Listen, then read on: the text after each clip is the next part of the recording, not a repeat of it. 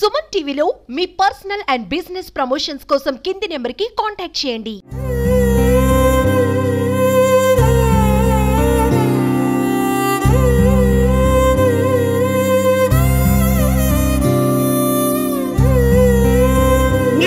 చిన్న చిన్న పిల్లలకి అగాయితాలు జరుగుతుంటాయి. ఏం చేసి ఏం చూస్తున్నారు?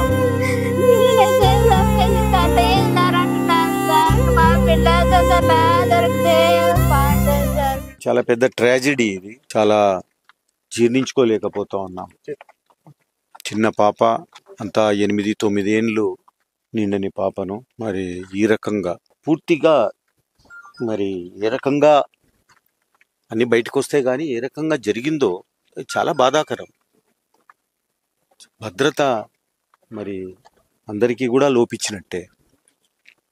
ఈరోజు ఈ పాపకు జరిగిందంటే రేపు ఎంతమందికి జరుగుతుందో అని అందరూ భయపడుతున్నాం. మరి అన్ని విషయాలు బయటకు వస్తాయి కానీ అమ్మాయి శవం కూడా దాదాపుగా 4 రోజులయ్యింది. ఆదివారం నాడు వాళ్ళ పేరెంట్స్ చెప్పిన ప్రకారంగా అయితే ఎప్పుడు పార్కుకు వచ్చి అవతలి ఎల్లాల స్కూల్లో చదివే పాప ఆ రోజు సెలవు కాబట్టి యువతలకు వచ్చి పార్కులో మామూలుగా పిల్లర్లు వస్తుంటారు ఆడుకోనికి. మరి ఆ రోజు నుంచి కనపడకపోవడము అని అంటే మరి శవం దొరికితే మరి పేరెంట్స్ పాపం కొంతవరకైనా వాళ్లకు మనశ్శాంతి ఉంటుంది. నాకైతే హోప్ కనపడడం లేదు. ఇంకా 4 రోజులు. అదే కాకుండా ఇక్కడ లోకల్గా మా ఊర్లో చెప్పేది ఏమంటే ఇక్కడ చాలా ఎక్కువగా ఈ షీరు కుక్కలు అని చెప్పి చాలా జత అయినాయి ఇక్కడ ఈ గేట్లో. ఈ షీరు కుక్కల ప్రమాదం కూడా ఉంది. శవాన్ని మిగిలించవు దొరికితే. దాదాపు హండ్రెడ్స్ ఆఫ్ షీరు కుక్కలు తెలుగులో అంటుంటాం కానీ అది ఇంగ్లీష్లో నీటి కుక్క. అవి కూడాను డేంజరస్. ఎందుకంటే మనకు తెలుస్తున్నది ఏమంటే ఇక్కడ గొర్రెలు అవి ఆపుకుంటే కూడా చాలా డ్యామేజ్ చేసిపోతాయని. అటువంటివి పసిగట్టే మాత్రం శవం దొరకకుండా చేసే పరిస్థితి. చాలా కఠినమైన చర్యలు తీసుకోవాలి దీంట్లో. ఎవడు వాడు వీడు అనకుండా మళ్ళీ ఇటువంటివి జరగకుండా భద్రతా భావాన్ని పెంచి ఈ ప్రాంతంలో కఠినమైన చర్యలు తీసుకుంటే తప్ప మరి అందరికీ కూడా రక్షణ ఉండదు. ఈరోజు చాలా ఒక్కసారిగా ఈ ఆంధ్రప్రదేశ్ రాష్ట్రాన్ని కుదిపేసినటువంటి ఈ ఇన్సిడెంట్ మరి చాలా బాధాకరం. మొన్ననే శబరి గారు మరి సోమవారం నాడు తెలిసిన వెంటనే ఈ ఊరికి వచ్చి ఇక్కడ పోలీసు యంత్రాంగము అందరినీ కూడా ఊరి వాళ్ళని కూడా అప్రమత్తం చేసి వార్నింగ్ ఇచ్చి వెళ్ళారు. అప్పటి నుంచే మొదలైంది దీని మీద ఏంటి జరిగింది ఏమి అని చెప్పి. ఈరోజు మరి ఒక కొలిక్కి వచ్చింది ఇన్ఫర్మేషన్. ఆ అమ్మాయిని మరి రకరకాలుగా హింసించి చంపి ఉంటారు అన్నటువంటిది ఒకటి వస్తా ఉంది. ఇదంతా కూడా నేను బాధాకరం ఏమంటే మా ఈ ఊరు చాలా క్రమశిక్షణతో ఉన్నటువంటి ఊరు. నేను మా నాన్నగారు ఖచ్చితంగా మరి పెద్ద చిన్న అన్నటువంటి దాంట్లోనే నడిపాము. మద్యం తప్పింది. ఒక 5 సంవత్సరాలుగా ఈ ఊర్లో డిసిప్లిన్ లేకుండా పోయింది.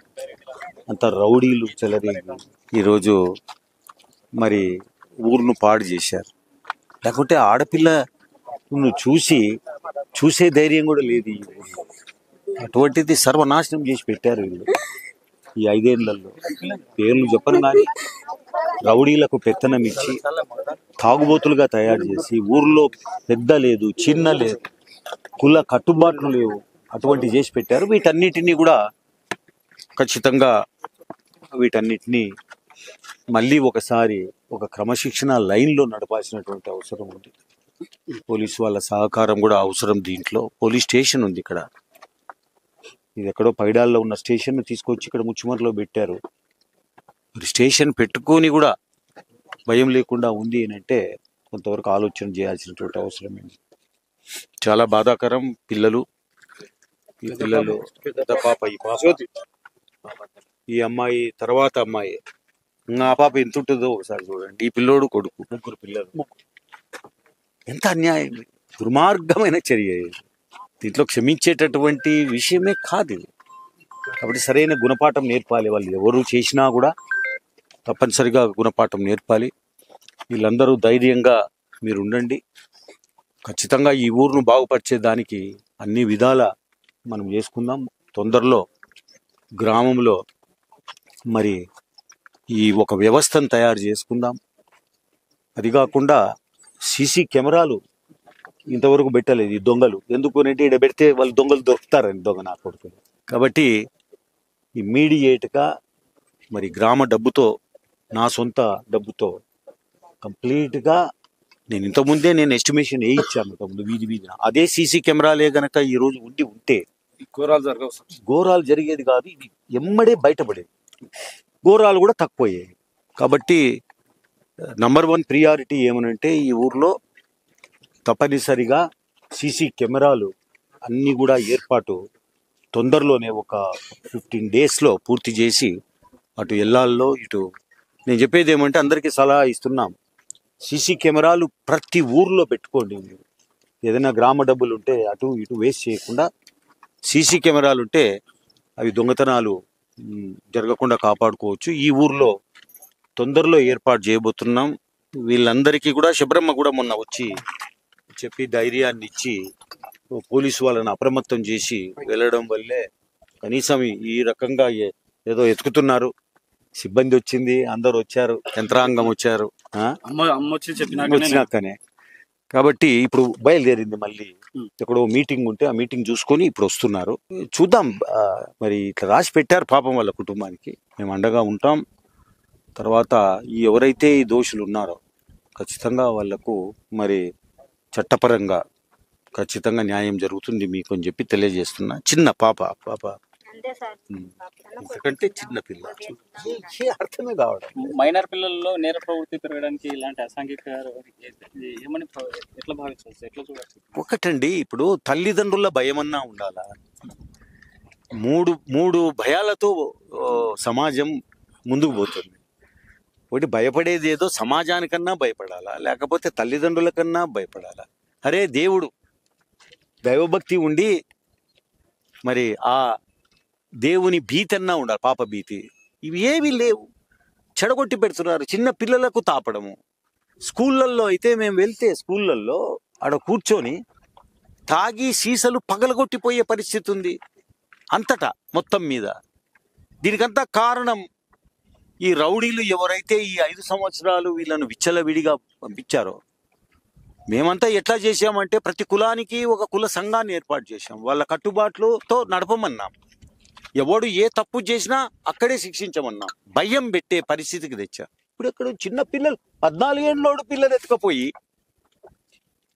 ఇది ఎత్తుకొని పోయి ఒక హింసించి పాపను. What is this? ఇది ఇది ఇది అసలు సహించే ప్రసక్తే లేదు. ఈ ఊర్లో కూడా ఒక డిసిప్లిన్ అనేది నేర్పించాలి. అందరం కూర్చొని మాట్లాడుకోవాలి. ముందుగా ఈ తాగుబోతుతనాన్ని తగ్గించాలి. ఎవడు తాగకుండా గ్రామంలో అందరం కలిసి కనుక మాట్లాడుకుంటే తాగకూడదు ఎవడు అని. కొన్ని ఊర్లు ఉన్నాయి, ఆదోని వైపున కానీ ఆలూరు వైపున కానీ, చాలా మహత్తరమైన గ్రామాలు అవి. ఆ పెద్దల యొక్క దీని కింద ఉంటాయి. ఒకవేళ వాడు తాగి గనక కనపడితే 6 నెలలు వాడిని గ్రామ బహిష్కరణ చేస్తారు. వాడిని అసలు పంపించేస్తారు ఊర్లో నుంచి. అటువంటి గ్రామాలు ఉన్నాయి. నేను పాదయాత్రలో, ట్రాక్టర్ యాత్రలో చూశాను. నేను మీకు కూడా తెలిసి ఉంటుంది.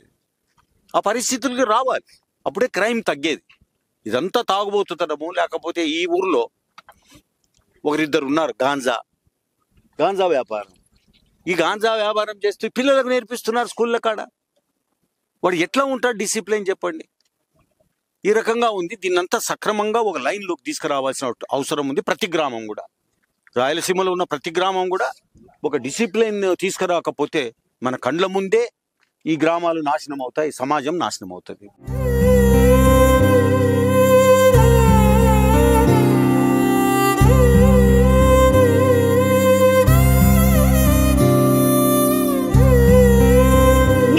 చిన్న చిన్న పిల్లలకి అఘాయితాలు జరుగుతుంది. ఏం చేసి ఏం చూస్తున్నాను సార్? పిల్ల దొరికితే